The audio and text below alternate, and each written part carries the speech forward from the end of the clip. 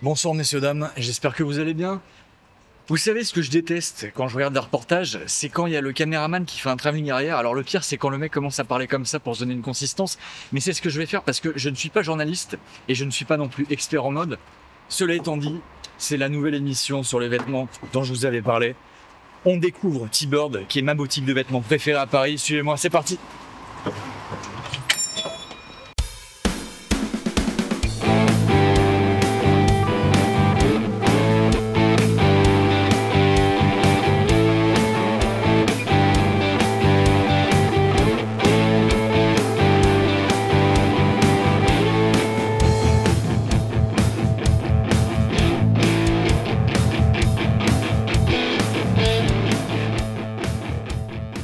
Bien messieurs, dames, nous nous retrouvons à l'intérieur de T-Bird avec Stéphane et Bettina, que je vous remercie vraiment de nous accueillir. Donc, est-ce que vous pouvez nous parler un petit peu de la genèse de cette boutique qui a, je crois, un peu plus d'une dizaine d'années? Tout à fait. Exactement. Vas-y, je t'en prie. Bon, alors, c'est moi qui 12 commence, ans. ouais. Eh bien, en fait, ouais, 12 ans. Voilà. L'idée est venue, en fait, de faire un endroit où on était bien et dans lequel on pouvait proposer les produits que nous portions au quotidien. Donc, l'histoire est venue tout simplement par le fait qu'ancien motard, j'avais envie de proposer un vestiaire ancien, de qualité à ma clientèle et puis pouvoir m'éclater à travers les produits historiques. Très bien. Alors, ce que j'adore chez T-Bird, ce qui est génial, c'est la sélection, qui est vraiment unique. Vous faites certaines marques qu'on ne trouve pas ailleurs, ni à Paris, ni en France. Par exemple, Double Helix, c'est une marque de cuir japonais qui est absolument incroyable, on va en parler. Mais aussi des marques beaucoup plus obscures, comme In Memories, comme A Piece of Chic, etc. Moi, j'ai découvert plein de marques grâce à vous. C'est génial. Donc, comment ça se passe pour la sélection? Parce que ça fait une dizaine d'années. Les marques, ça a dû changer. Bien sûr. Comment vous trouvez ces marques? Comment vous en entendez parler à la base? Et qu'est-ce qui fait qu'après, vous tissez des liens avec ces entreprises qui fait que ça continue Alors déjà, c'est une histoire de passion. Donc déjà, quand vous êtes passionné, vous allez vous retrouver dans un univers où vous allez avoir d'autres gens comme vous qui sont aussi passionnés. Et puis, soit vous allez faire un peu comme une quête, vous allez aller faire ces choses-là pour faire vos sélections parce que vous aimez ça et puis que c'est des produits qui vous parlent, qui ont un sens, des matières qui ont un sens. Et aussi, ces marques-là, qui peuvent des fois ne pas être forcément connues ou connues, vont venir aussi vers vous, tout simplement. Et parce qu'elles ont entendu tout simplement parler de vous, de la façon dont vous travaillez, elles savent aussi que vous connaissez bien les produits et ont envie en fait de faire partie de l'aventure, tout simplement. Puis des fois, c'est aussi au hasard des rencontres, quand on fait des salons, des choses comme ça, où nous, on va voir des marques spécifiques. Et là, hop, au hasard de... dans des salons? Voilà. Parce que je me souviens, j'avais vu sur Facebook à un moment donné, vous faisiez une marque ukrainienne malheureusement avec la guerre un peu disparue. C'était Hobo and Sailors. Comment est-ce que vous avez connu? Parce que quand j'ai découvert cette marque, c'est hyper obscur. Ouais. C'est en salon ou Non, C'est un client un client? exactement. qui avait un t-shirt, un sweat, avec un dessin cool sur les vieux cartoons, une ambiance cartoon des années 30. Ouais, j'adore. Et le dessin, en fait, parlait de lui-même. Et tout simplement, il nous a dit, voilà, cette marque, moi je la connais, je la porte depuis longtemps, j'adore.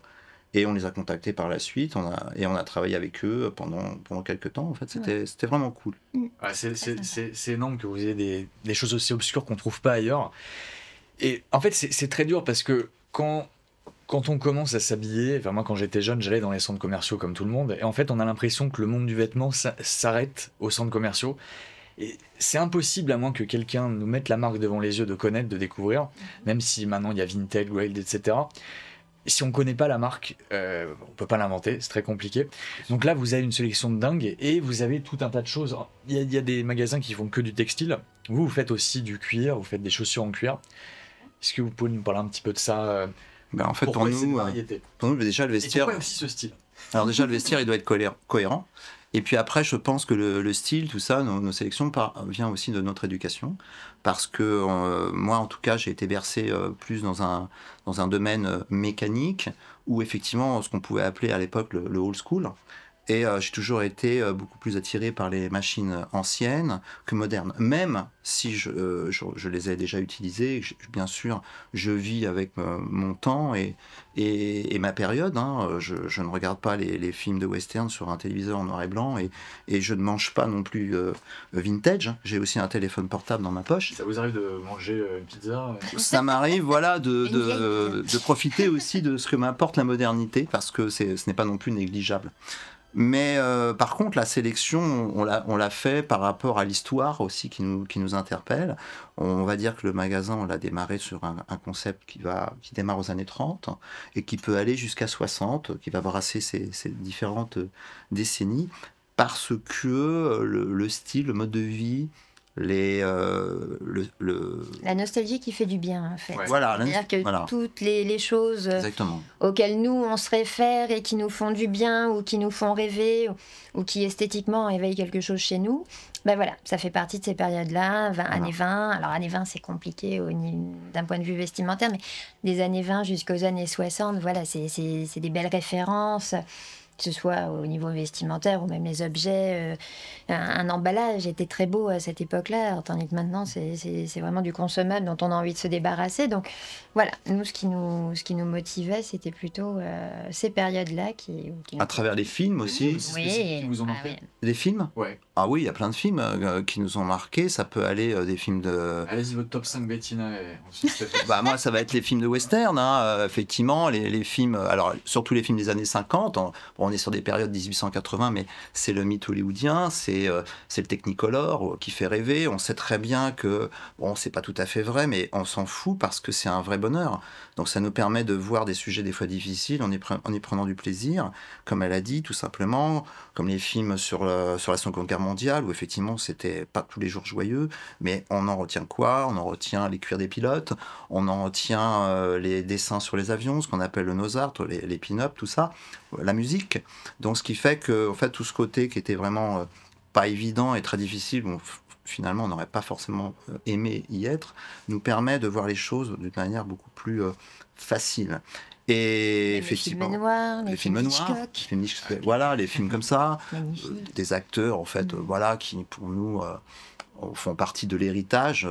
Ça peut être des gens comme James Stewart, pour moi, dans le western, tous ces films qu'on a pu voir de John Wayne, c'est vraiment des documents.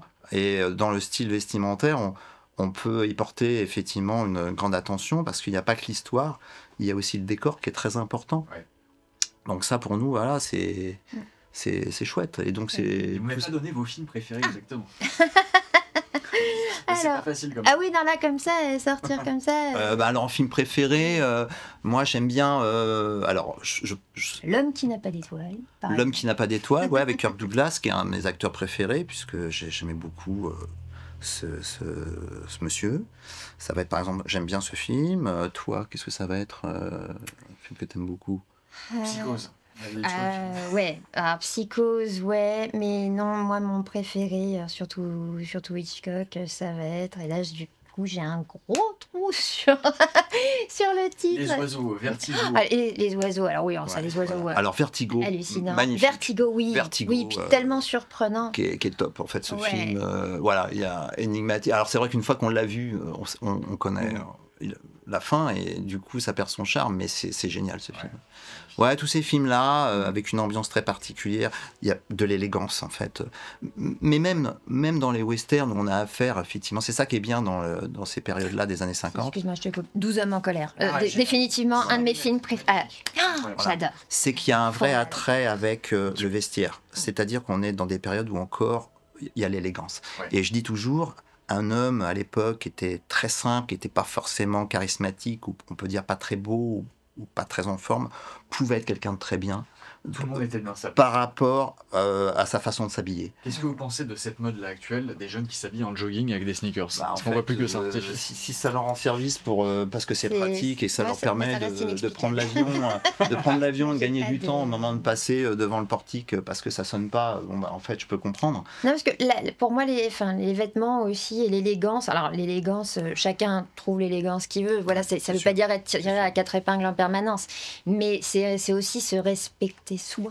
Donc, de voir les gens effectivement en jogging, ce n'est pas des préjugés sur les gens ou les morphologies, mais des fois de voir que juste pour suivre la mode, on peut être presque ridiculisé et que personne vous le dise. Je trouve ça un petit peu, que ce soit des garçons effectivement qui mettent des trucs hyper moulants avec des choses qui dépassent de partout, ou même c'est les jeunes femmes. Je comprends qu'on ait envie, mais voilà, c'est des types, enfin c'est des modes qui restent quand même très particulières, pas adaptées à tout le monde, alors qu'effectivement, quand on regarde dans d'autres époques, tout s'adaptait bien aux gens. Enfin, je veux dire, il n'y avait pas une personne qui était ridicule parce qu'elle était trop maigre ou trop grosse ou trop petite ou trop grande. Voilà, tout le monde arrivait à trouver. Et ils avaient des bons tailleurs aussi. Voilà, exactement. Donc c'est très important aussi. En tout cas, on en trouve de moins en moins. C'est pas très important. C'est une perle rare.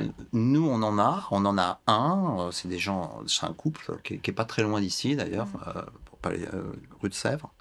Et c'est devenu le tailleur de nos clients parce qu'effectivement, quand on vend des produits comme ça, on voit très bien qu'il y a un soin particulier qui est apporté à la confection de ces produits, tels que les cuirs que nous avons derrière, qui sont entièrement faits main, où il y a beaucoup de recherches, tant sur l'historique et à préserver tous ces détails, avec un soin particulier sur la matière, sur la finition.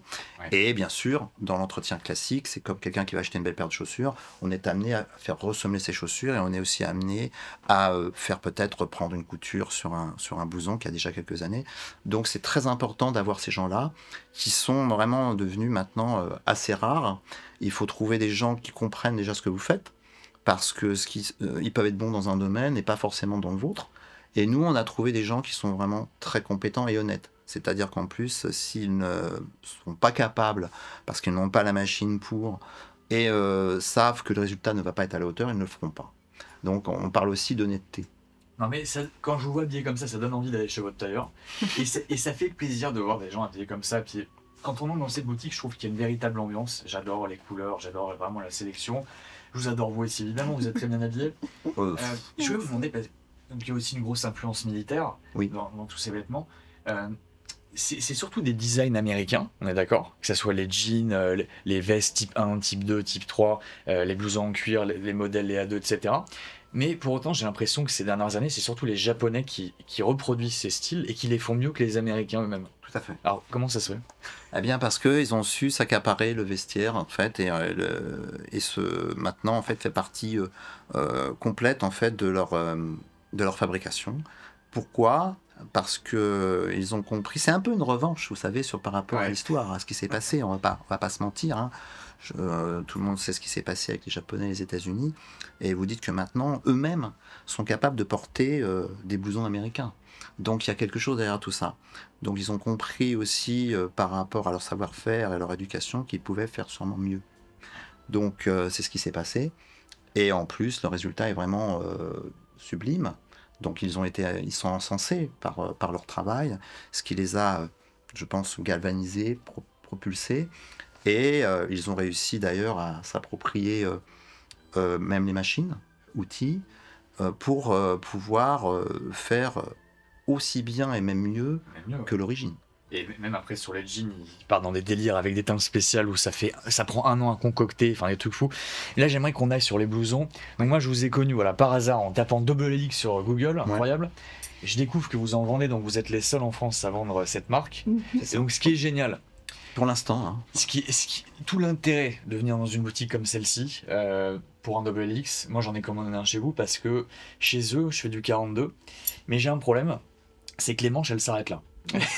Là, ce qui est génial en venant ici, c'est qu'on peut rallonger un petit peu la longueur des manches. Exactement. Parce que souvent, les gens se disent, bon, ça me va pas à ce niveau-là, mais le reste, ça va. Le problème, c'est que si on augmente d'une taille, ça va flotter. Voilà. Donc là, c'est génial, on peut venir ici, allonger un petit peu les manches, c'est top.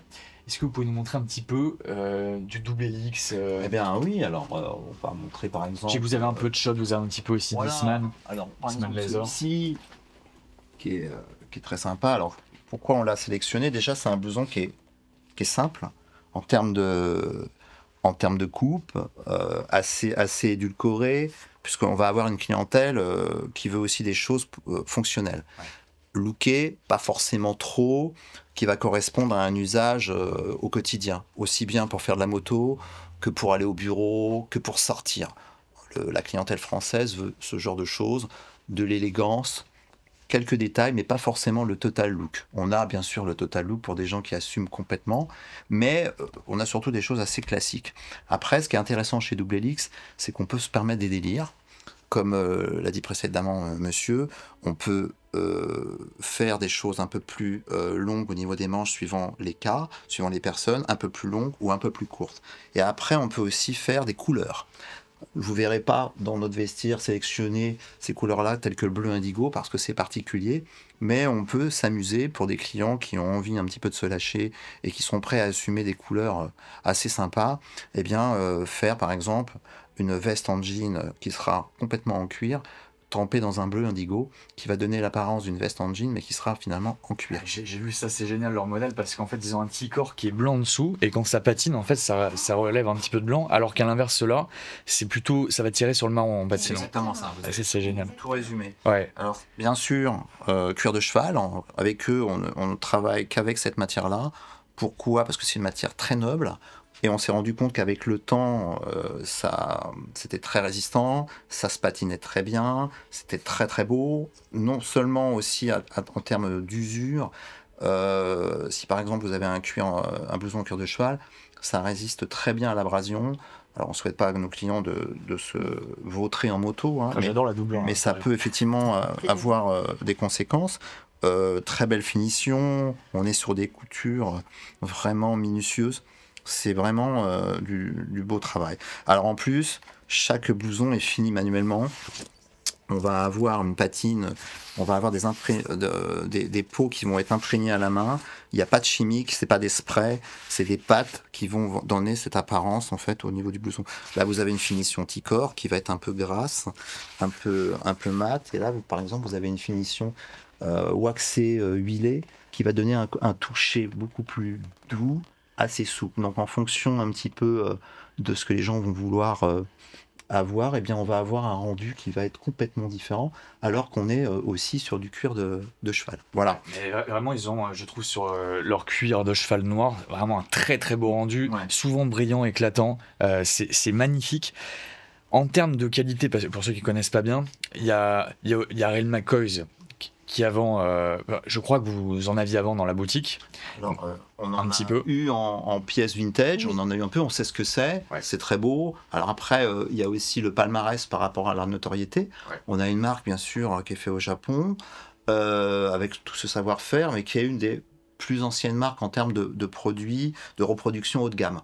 Après, Double Helix, on joue pour moi dans la même cour. On n'est pas dans les mêmes prix. Pourquoi ? Parce que la marque n'est pas connue et n'a pas le prestige de McCoy. Après, nous, on a une clientèle aussi qui est intelligente, qui vient ici pas forcément par hasard et qui est sensible, je dirais, à la qualité avant tout. Donc on va avoir une clientèle qui va surtout regarder les blousons et ça va parler tout seul. Ils n'ont pas besoin forcément de tout connaître. Et je dirais que tout de suite, on va savoir la qualité du produit, les détails. On va se rendre compte que les fermetures éclairs sont exactement comme celles qui étaient utilisées autrefois. Et puis, ce sont des pièces historiques. Donc, tous ces blousons-là, on va les retrouver dans des archives. Pour des gens qui aiment ce genre de choses et qui se sont documentés, ils vont se rendre compte qu'effectivement, elles sont parfaitement cohérentes par rapport à l'époque. Et ce qui est surtout bien, c'est qu'on peut se permettre de les porter de nos jours. Ça veut dire que les produits avaient déjà été vachement bien pensés. Mais c'est intemporel. Ça vieillit pas. Voilà, c'est ça. Mais ça, en fait, voilà, Real McCoys, c'est très très reconnu et c'est magnifique, c'est incroyable. Mais c'est vrai que Double Helix, c'est vraiment du même niveau pour 2 fois moins cher. Donc c'est vraiment incroyable. Vous faites aussi d'autres marques, donc vous faites du Eastman Leather. Alors Eastman, c'est vachement bien aussi. Très important parce que Eastman Leather, c'est surtout le vestiaire Seconde Guerre mondiale. Donc là, on a un monsieur qui fait ça depuis des années, qui a un musée, qui a toutes les pièces authentiques en fait à sa fabrique. C'est un vrai musée, donc chaque blouson est fait scrupuleusement dans les règles de l'art du blouson d'époque, qu'il a chiné, qu'il a trouvé. C'est fait avec tous les détails de chaque fabricant d'époque. On va avoir un cuir qui est travaillé, on va avoir des coupes, vraiment c'est subtil, parce que sur un A2, comme celui-ci de l'US Air Force, qu'on parle en fait, on va dire que c'est un flight jacket, bah il y a flight jacket et flight jacket. Il va y avoir des coupes un peu plus rondes, il va y avoir des blousons un peu plus longs, il va y avoir des subtilités au niveau des poches, suivant les fabricants de l'époque. Donc c'est une personne qui travaille vraiment bien, c'est précis, ça a du succès. Les bombardiers que vous voyez là-haut, ils sont sublimes. Ceux-là sont réservés, font partie de commandes spéciales de nos clients. Derrière, vous avez par exemple un Devon Fleece. C'est un bombardier, en fait, c'est un Irvine anglais qui est fait dans un mouton particulier dans le Devon. On appelle ça le Devon Fleece, qui est un blouson qu'on n'est jamais sûr d'avoir, parce que tout va dépendre de la possibilité d'avoir cette laine de mouton, de ce cuir de mouton, qui est très particulier et qui n'est pas tout le temps reconduit. Ça va jouer en fonction du climat. Donc ce sont des pièces vraiment super rares. Et effectivement, quand on a une pièce qui arrive comme ça et qu'on voit ces détails, ces bouclettes, on se dit, waouh, on est sur quelque chose de complètement différent. Et là, encore une fois, il y a bombardier et bombardier, en fait, en termes de cuir. Alors c'est magnifique. Vous êtes éclectique parce que vous avez aussi un peu de shot. Donc ouais, alors, vraiment on aime beaucoup Shot. C'est un classique. Shot USA. Alors ça va être ça, par exemple, Shot USA. Heureusement que c'est pas Shot France, parce qu'il y a quand même un gros écart de qualité. Alors, nous on travaille aussi un peu avec du Shot Europe. Pourquoi ? Pour des produits qui sont des prix, je dirais des prix beaucoup plus accessibles, on va dire. Il y a un tel gap de qualité entre la version Amérique et France que... C'est vrai. Alors il y a 3 productions chez Shot. Il y a Shot Europe, il y a Shot USA et Shot Japon. Et effectivement, les produits destinés au Japon, on ne va quasiment pas les voir, parce que c'est des produits qui sont faits exactement dans la même philosophie que ce qu'on a vu précédemment. Donc c'est des petites quantités, c'est déjà pris énormément sur des marchés, et en France, on va avoir très, très peu la possibilité d'en avoir. Nous, de temps en temps, par notre agent, notre fournisseur, on va arriver à sélectionner quelques pièces, parce que vraiment, ils nous aiment bien, et qu'on a envie un petit peu d'aller dans ce côté un peu plus rare. Donc ça va nous permettre d'avoir des pièces ici de temps en temps, ça va presque être des one-shot, qui ne vont pas durer forcément longtemps et être reconduits sur les années futures. Donc voilà, donc nous ce qui va nous intéresser encore une fois, c'est la sélection. C'est aussi parce que des fois il manque de demande. Parce que nous, ça nous arrive de voir des choses fabuleuses en collection, mais finalement, comme c'est vraiment des produits de niche, au bout d'un moment, on nous dit non, ce sera pas fait. Donc nous, ça nous déçoit un petit peu, c'est dommage. Ça aussi. Mais bon, parce que par rapport à, c'est pour ça des fois aussi dans des magasins comme le nôtre, faut aussi ne pas s'emballer sur certaines choses. Il faut que ça corresponde quand même à un panel un peu plus large de personnes. Parce que voilà, sur des produits comme ça qui vont vraiment être très particuliers, où nous, on va avoir un vrai coup de cœur, finalement on était 4 à en vouloir. Malheureusement, c'est pas le cas de tout le monde. Du coup, c'est pas produit. C'est là aussi, et puis on est en France, donc on a une boutique sur Paris, on a une clientèle qui est aussi propre à cela. Je dirais, en fonction des endroits, des situations géographiques, vous n'avez pas la même sélection, vous n'avez pas la même clientèle. Donc on a toujours ce côté où il faut être un peu prudent. On aimerait s'éclater davantage, on aimerait avoir des marques de fou que l'on connaît, que l'on porte aussi, sans prétention, parce que, encore une fois, elles sont différentes et elles sont belles, mais on peut pas. On peut pas le faire parce que le risque est trop important, et il n'y a pas assez de monde dans ce créneau pour pouvoir développer. Alors je sais, on en avait parlé la dernière fois en off, moi je cherche des engineer boots, mais de NYX. Mais vous m'avez dit, c'est vrai que la clientèle, pour la trouver, c'est compliqué, parce que on parle quand même de bottes qu'il faut payer entre 800 et 1000 euros, tout le monde n'est pas prêt à les mettre. Donc c'est un vrai risque pour vous en tant que boutique, et vous en prenez déjà beaucoup avec ces cuirs, parce que là on est quand même sur des blousons XX qui sont à 1200, 1300 euros en moyenne. Ouais, les plus chers sont à 1650, 1700 par exemple, comme le Grizzly, qui est magnifique. Alors ça, c'est vrai que c'est un blouson qui est rare. Nous, il nous a fallu des années pour que la boutique ait suffisamment de visibilité et qu'on puisse se permettre de proposer ce genre de blouson super looké, blouson années 30, destiné vraiment à une classe sociale, et travaillé, qui n'est pas forcément évident à porter. Par contre, cette année, il a eu son succès sur quelques pièces. Pourquoi ? Parce que les gens nous connaissent, et que maintenant, quand ils voient qu'on peut faire ce genre de choses, ils viennent. Donc du coup, on est plutôt content du Grizzly, qui du coup sera reconduit l'hiver prochain. Magnifique. Voilà. Je voulais rapidement, j'ai eu la version longue, on va faire plus court, parce qu'il faut parler encore d'autres choses. Vous avez eu à un moment donné un partenariat avec Aéro. Donc là, c'est des cuirs vraiment customisables à fond, on peut tout changer. Hein. Vraiment, les fermetures éclairs, le cuir, la longueur de tout ce que tu veux. C'est vraiment du sur-mesure. Vous en faisiez à une époque. Donc qu'est-ce qui s'est passé? Pourquoi avez-vous arrêté? Bah alors avec Aéro, en fait, on était très contents. Et puis c'est vrai que c'était un vrai service client par rapport, je dirais, au niveau qualité-prix. Les gens étaient contents de pouvoir s'acheter un beau cuir pour un prix, je dirais, qui était correct, abordable, on va dire. Le souci, c'est que quand vous faites de la customisation, vous faites la prise de mesure, eh bien, ça devient problématique parce que vous travaillez avec une marque qui propose aussi ce service. Et du coup, il y a une certaine concurrence aussi qui s'établit. Sauf que vous le faites visuellement. Donc vos clients, ils sont là pas pour rien, c'est parce qu'ils préfèrent venir chez vous que de faire quelque chose sur un site et de se tromper.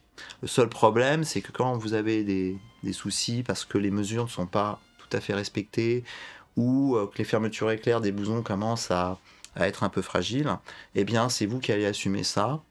Et malheureusement, avec Aéro, on n'est pas arrivé à se mettre d'accord pour proposer en plus un service client à la hauteur. Nous aurions aimé pouvoir gérer ces problèmes ici, ce qu'on a fait pendant une certaine période, mais malheureusement, ils ne veulent pas. Donc, il était important pour nous, vis-à-vis de notre clientèle, que l'on soit cohérent par rapport à tout ce que nous proposons. C'est-à-dire qu'on veut aussi que les gens soient satisfaits et qu'on puisse des fois, si un jour vous avez besoin de faire ressembler une chaussure, qu'on puisse vous envoyer quelque part pour cela. Et on a les gens qualifiés pour, mais manifestement, on n'a pas l'aval de cette maison pour pouvoir le faire et pour proposer ce service à nos clients. Donc ça, c'est un peu dommage. Et puis, d'autre part aussi, ils auraient voulu que nous, parce qu'en fait, ce qui leur manque aussi, c'est des vitrines. Donc, c'est vrai que quand les gens savent qu'on fait du Aéro, ils viennent nous voir. Et comme nous, on travaillait surtout à la commande, puisqu'on n'a pas d'intérêt à stocker des blousons que les gens ne vont pas acheter finalement parce qu'ils vont dire « Ah, bah, ce modèle-là, je l'aime bien, mais dans cette couleur, avec cette doublure de poche intérieure. » Voilà, donc du coup, c'est vrai qu'Aéro aurait aimé que nous, on stocke beaucoup de modèles pour que les gens puissent venir les voir, mais nous, ce n'était pas dans notre intérêt. Et voilà, chacun aussi. Vous ne pouvez pas faire un stock d'essayage si vous voulez. On ne peut pas se permettre d'avoir des blousons. À mon avis, la boutique officielle Aéro, c'est compliqué de. À ce moment-là, il faut faire que du Aéro, effectivement, être une succursale Aéro. Mais sinon, nous, qu'on est. Parce que si en plus, par rapport aux morphologies, comme suivant les modèles, d'un modèle à un autre, la taille peut varier, ça veut dire qu'il faut que vous ayez au moins 4 à 5 modèles dans 4 à 5 tailles. Et qui risque de rester juste là, comme ça. Et c'est là où aussi, du coup, on avait un problème d'entente. Voilà. On est à l'échelle humaine ici. Ouais. Oui. Donc on est tous les deux, notre sélection elle est là, on est toujours un peu en flux tendu parce que effectivement les produits sont coûteux.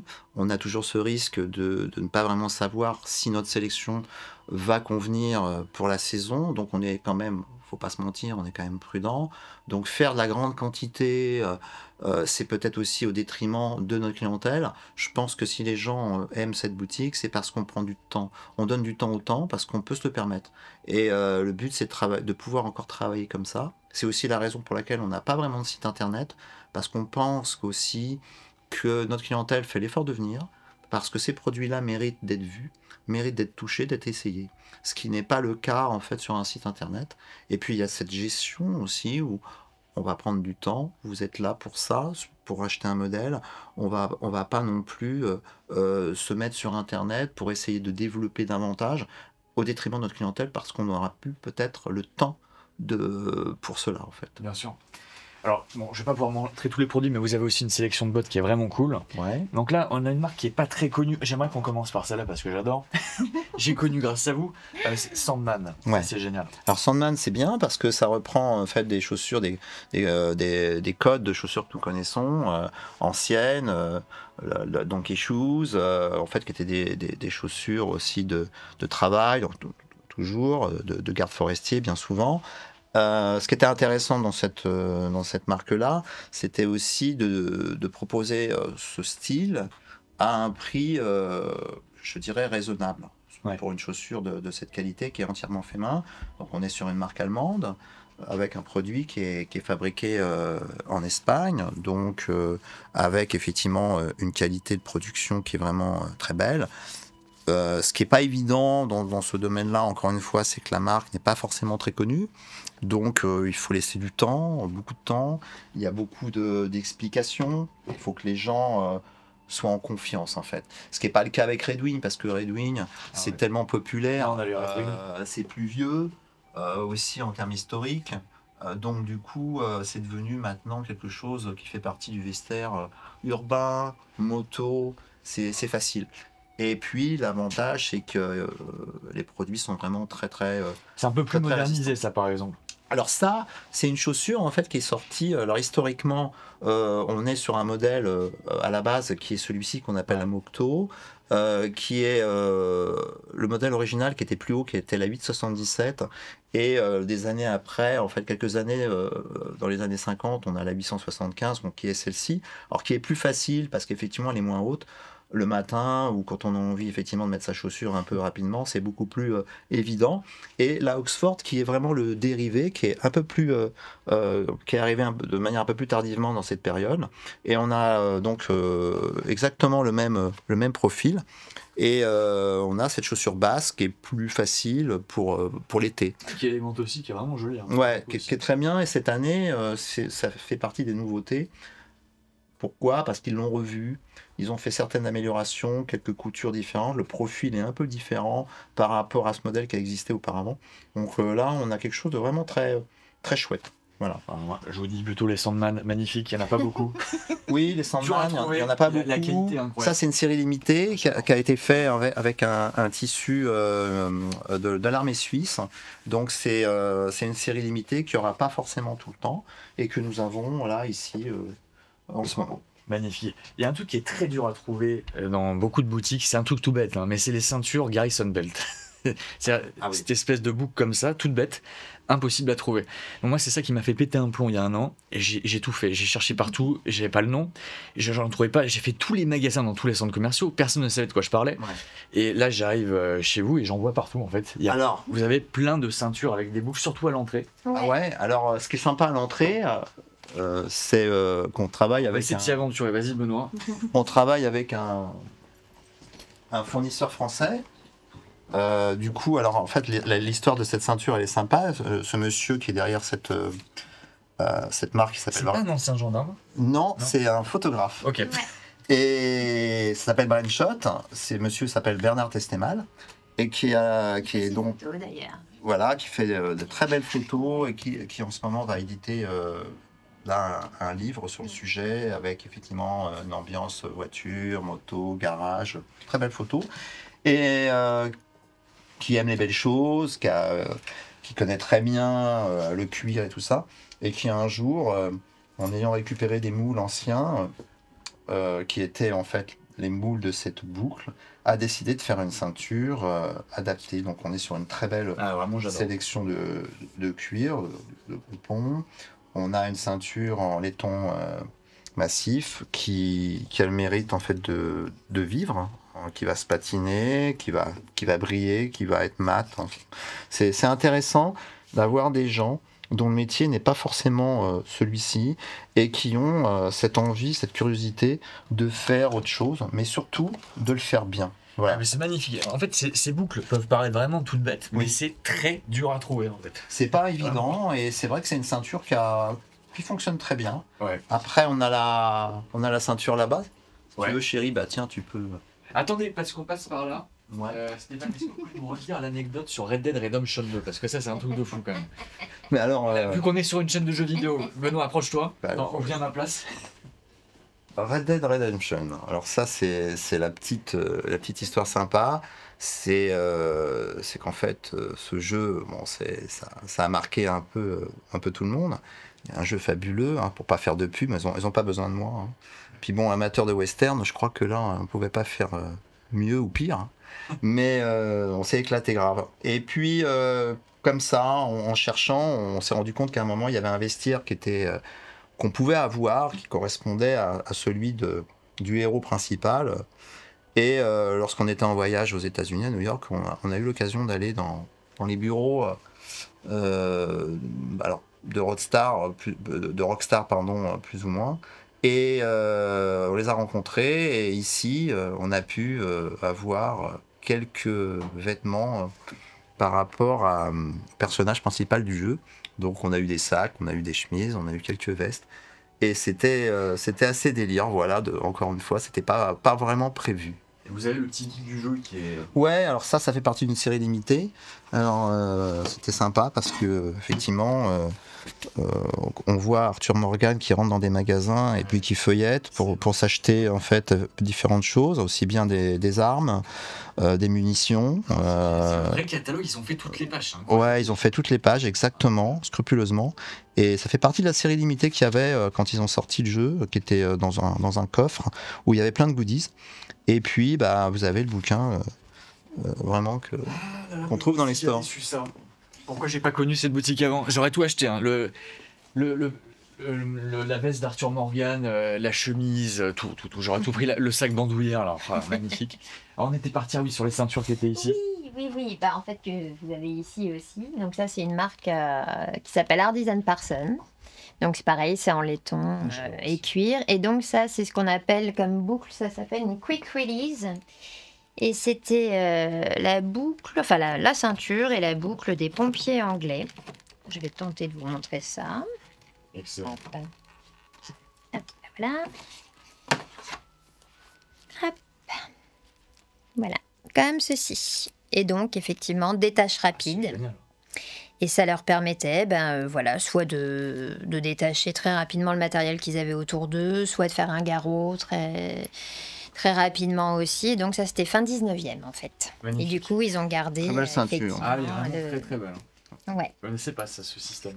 Ouais, alors ce qui est sympa, c'est que vous avez une ceinture en fait qui, quand elle est sous tension, elle ne peut pas souffrir. Non, voilà. Parce qu'elle se verrouille d'elle-même. Donc du coup, en fait... elle ne bouge pas. Ça ne se détache pas quand c'est et sur quand vous. vous appuyez ici, voilà. la ceinture s'ouvre. Excellent. Donc elle a été faite, là maintenant elle commence à être connue. Il y a pas mal de marques qui commencent à la faire, aux États-Unis aussi. Donc voilà, on trouve maintenant cette ceinture avec cette boucle, je dirais assez facilement aussi. Voilà, si vous voulez des ceintures vraiment dures à trouver, originales et magnifiques, Et de venez à belle Tigran qualité. Vega. Toute cette main. Alors Stéphane et Bettina, vous faites aussi de super beaux jeans. Vous êtes associés avec parmi les meilleures marques japonaises, donc il y a Pure Blue Japan, magnifique, surtout vraiment abordable pour la qualité, et Momotaro, magnifique, là ils ont un Nigo qui a tombé. Et je vois que vous venez d'être fournis, notamment sur un Nigo que je trouve incroyable. Ouais. Ça c'est vraiment super beau jean, super sélection. Comment vous faites aussi pour... Est-ce que des fois vous changez de marque ou vous restez tout le temps en partenariat avec Momotaro et... C'est une valeur sûre. Hein. Avec eux, ça fait très longtemps qu'on travaille. Bon, il y avait eu une petite interruption au moment du Covid, puisque c'était beaucoup plus difficile en fait pour choisir les modèles. Bon, déjà, il y a beaucoup de choses qui se sont stoppées à cette période-là. Et puis ensuite, comme on ne pouvait plus les voir, alors qu'avant, ils avaient un showroom sur Paris, c'est vrai que du coup, on recevait des petites photos ou des petits dessins. Donc, il y a eu une période où c'était très compliqué pour trouver le bon créneau. Mais bon, une fois que tout est rentré dans l'ordre, voilà, on a continué avec eux parce que nous, c'est vraiment deux marques de prédilection. Alors, c'est le même groupe, hein, Japan Blue, Momotaro, mais après, c'est deux types différents. Ah, je sais pas, ils font partie du même groupe. Ouais, Oui. ouais. Je sais. C'est le même Voilà, groupe. Ouais. c'est le même groupe. Et ensuite, sinon, non, régulièrement, on fait connaissance avec de nouvelles marques qui fonctionnent pas. À 90% de la toile japonaise, sinon un peu de toile italienne aussi. Voilà, Blauman, ça c'est allemand, c'est un des derniers arrivés de la famille. Ça sera tout là-bas, mais on fera des inserts après. Voilà, Sourcing après... japonais, monté en Allemagne, donc on a toujours un sourcing japonais. J'avais acheté un jean ici, j'aime beaucoup, j'ai pas retenu la marque, c'est celui qui a les poches comme ça, vous savez. Brother. Pack Brother. Ouais. Je cherchais un jean un peu type cargo et du coup... Et voilà, ouais. Donc ça c'est Pack Brother. Alors ça c'est une marque allemande, mais pareil, ce sont des toiles japonaises aussi. Sourcing Japon, on est sur une qualité de jean qui est honnête. C'est le meilleur rapport qualité-prix. Voilà. C'est ça, parce qu'après, au-dessus, on a Ironheart, mais là, bon, ça commence à être vraiment très cher. Pour finalement, je trouve qu'il n'y a pas tellement d'écart quand on compare à Pure Blue Japan, c'est quasiment la même chose, sauf qu'il y a peut-être 100-150 euros d'écart sur le jean. Oui. Donc là, ils font... Et pareil sur les vestes, hein, c'est pareil, parce que ces constructeurs font aussi des vestes en jean, en denim, faut dire vestes en denim, qui sont magnifiques. Ah, j'ai vu aussi la dernière fois Telason. Oui, alors ça c'est très bien. Super, j'espère que vous allez en restocker. Alors, très beau produit Made in USA.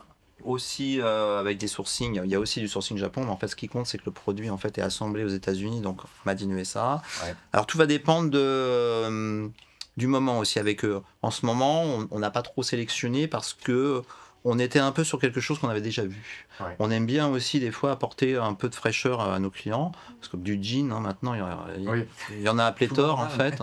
Voilà, c'est facile. Et du coup, c'est bien, c'est aussi de pouvoir un petit peu diversifier. Sur le Tellasson qui est très bien, parce que bon, il y a des gens aussi qui connaissent bien ce produit-là. On aime bien aussi proposer quelques nouveautés. Là, on était un petit peu sur du déjà vu, donc on a dit bon, on va mettre un peu en stand-by. Bon, c'est pas fâché avec eux du tout, mais voilà. Puis on est passé sur autre chose. Du coup, on a rentré d'autres marques aussi. On s'est fait un peu plaisir. On a rentré une marque italienne. Ouais. Alors pas forcément sur du jean, mais sur du textile, pardon, mais qui va aussi amener à un moment sur du jean en fonction des saisons. Là, pour l'été, comme on avait déjà pas mal d'indigo, de choses comme ça, on a préféré rentrer un pantalon, par exemple, en canvas, en duck, un peu plus estival. La marque s'appelle Stiff. Ouais. C'est fait entièrement en Italie. C'est de grande qualité. Ils ont des t-shirts qui sont super sympas. Voilà, c'est la marque. Moi, j'ai repéré le Spaghetti Bomber. Voilà. J'espère qu'il y a ma taille. Tout ça, c'est chouette. Les t-shirts sont en coton flammé, donc c'est de la très belle qualité. Les prints, pareil, sont complètement insérés dans le tissu. Ça aussi, un truc à voir de chez eux. Alors, ça peut paraître tout bête parce que c'est un petit foulard. Mais alors, ça, c'est. À la Levi's, avec effectivement l'ambiance, avec le comment dire, le travail manuel, le handcraft. Ah non, c'est le handcraft, vraiment. Voilà. Très chou. Donc voilà, donc on va faire ça aussi. Donc c'est un moment, on va mettre une marque de côté. Ça va nous donner un peu de temps et du coup on va prospecter, on va aller sur une autre. Donc les marques aussi, ça dépend des fois de ce qu'ils proposent parce qu'il faut quand même être honnête. Chacun va avoir son jean, ces choses comme ça.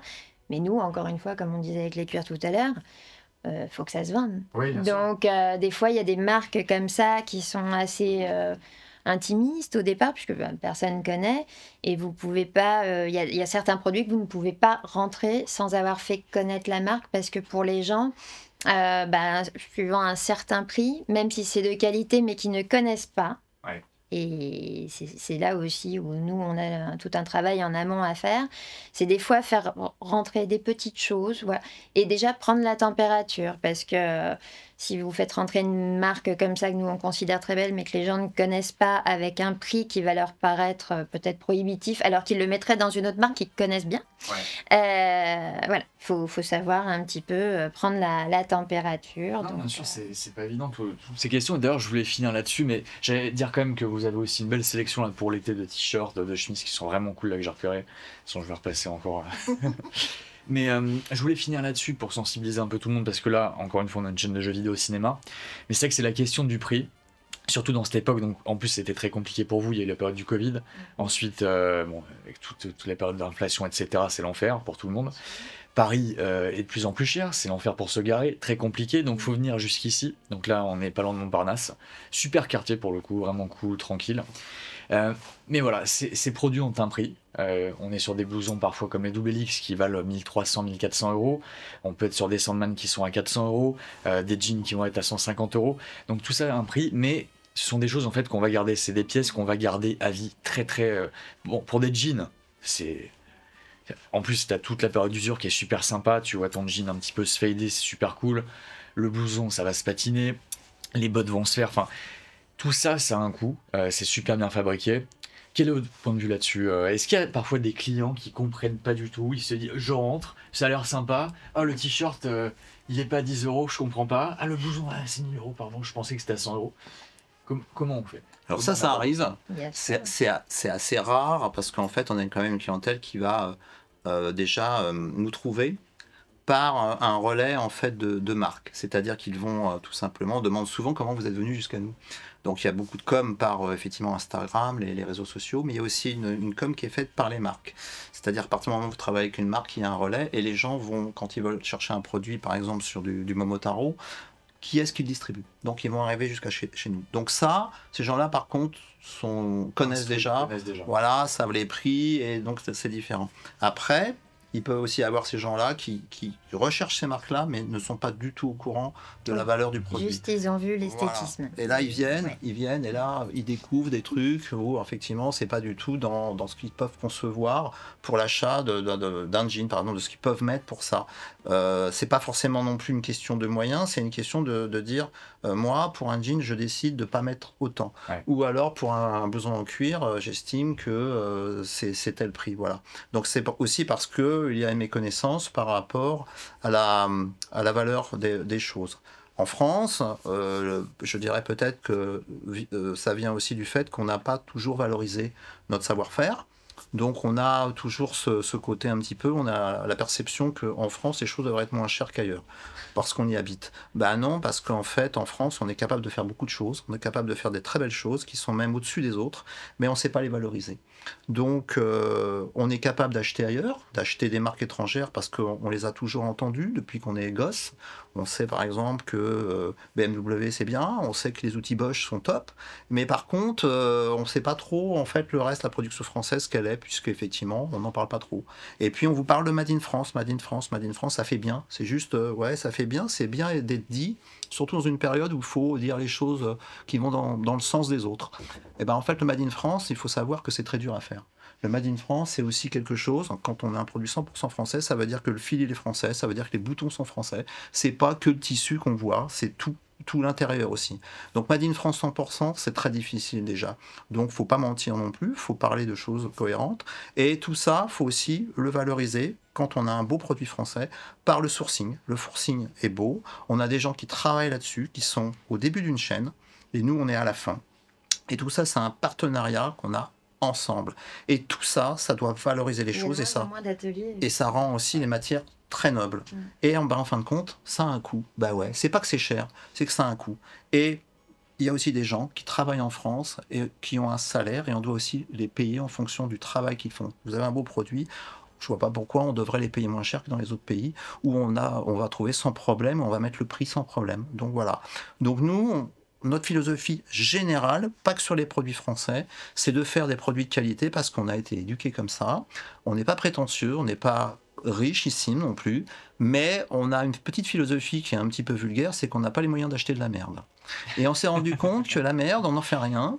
Contrairement à un produit qui a du sens, il y a quelque chose, et que vous pourrez toujours en faire quelque chose. Vous pourrez le revendre, vous pourrez le transmettre à quelqu'un de votre famille. On a eu ici des histoires super avec des pères de famille qui sont fait plaisir chez nous. Les enfants ont grandi, ils ont eu l'âge. Eh ben tiens, je t'offre mon cuir. Et on a des gens comme ça qui arrivent avec le cuir de leur père et il a été acheté ici dans cette maison. Et ça prend tout un sens. On adore ce genre d'histoire et c'est arrivé plus d'une fois où un gamin qui va économiser à mort. Ça va être les grands-parents, ça va être la famille. Voilà, et on le voit passer dans la rue. Là, il vient nous voir et on dit waouh. Et on le voit même. Des fois, on voit nos clients dans la rue, ils ne nous voient pas toujours, on est en voiture, et on voit comment ils portent nos vêtements. Ouais. Et il y a une certaine fierté, tout simplement parce qu'ils ont pris conscience de tout ce que je viens de dire. Voilà. Merci beaucoup. Et Bettina, peut-être un mot aussi là-dessus sur... la qualité, sur les prix. Non, mais parce que... Non, mais c'est vrai. En fait, le truc, c'est que qualité et prix...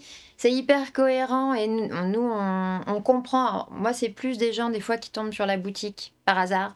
Voilà, où du coup, ça peut les surprendre un petit peu. Après, une fois qu'ils ont passé un peu de temps ici, nous, on discute beaucoup avec les gens.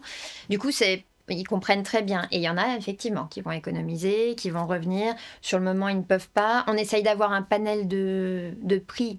Sur de belles qualités, mais un panel de prix qui soit assez large pour que les gens ne soient pas déçus ni frustrés. Parce que c'est sûr que la frustration, je pense qu'on a tous connu ça, on rentre quelque part, on repart sans rien.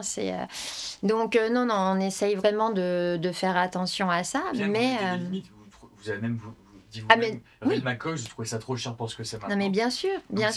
Nous, on est obligé de se mettre des limites parce que Bah parce qu'il y a, il y a tout ce qui va derrière. Il y a une trésorerie, il y a du stockage, il y a des choses comme ça. Donc, nous, on est obligé de se mettre des limites pour que le magasin fonctionne.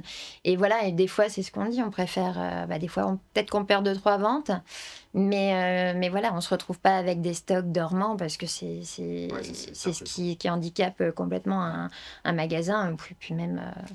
de n'importe quelle entreprise. Donc, du coup, nous, on fait attention à ça. On a conscience qu'on est une petite boutique, on ne se la pète pas, on n'a pas 3-4 magasins. Et ce qu'on s'impose à nous, on n'essaye pas de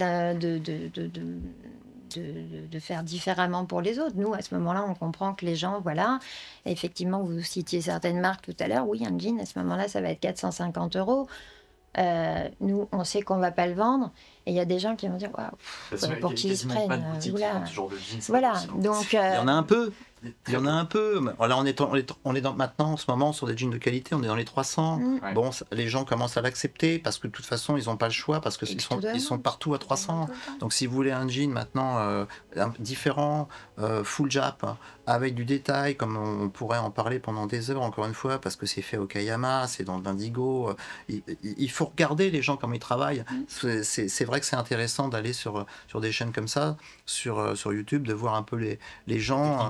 Et oui, et ça donne un sens. Et je peux vous dire qu'à la fin, le produit, quand vous l'avez dans les mains, vous avez compris que vous avez décidé de l'acheter ou pas. Mais en fin de compte, ça demande un travail de malade.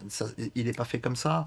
Donc, ça valorise toutes ces choses-là. Donc, en fait, je pense que des fois, c'est un peu la méconnaissance qui fait un peu le tort à tout ça. Ouais. Maintenant, les gens, effectivement, notre clientèle, qui nous le rend bien, une fois qu'on a passé du temps avec elle, c'est complémentaire avec déjà ce qu'elle peut connaître. Et du coup, on va avoir des gens qui vont devenir, pas accros, mais fans de ces produits parce qu'ils ont l'intime conviction que c'est comme ça en fait que ça doit être. Ouais. Non, mais surtout que là, moi, j'aimerais qu'on sorte de cette mode là de Primark, Zara, H&M et compagnie, où tu as des éditions limitées à la con sur des t-shirts ou des sweatshirts à 20 € qui vont s'effriter au bout d'1 an ou 2. Ça ne tient pas sur la durée. Il faut acheter de la qualité. Bref, merci beaucoup Stéphane et Bettina. C'était un grand plaisir de passer, je pense, cette heure avec vous. On a été assez long. Ouais, c'était cool. Et c'est vrai, le moment de la fin, c'est ça. C'est pour, de toute façon, le plus dur, c'est de durer. Ouais. Et ça, c'est valable pour tout. Il faut que ça dure, c'est ça. Voilà. Donc, c'est notre objectif. Et pour être encore là, encore quelques temps. Merci beaucoup à vous et on se reverra très très vite. Ça marche. Avec plaisir, merci. Merci à vous. C'était sympa.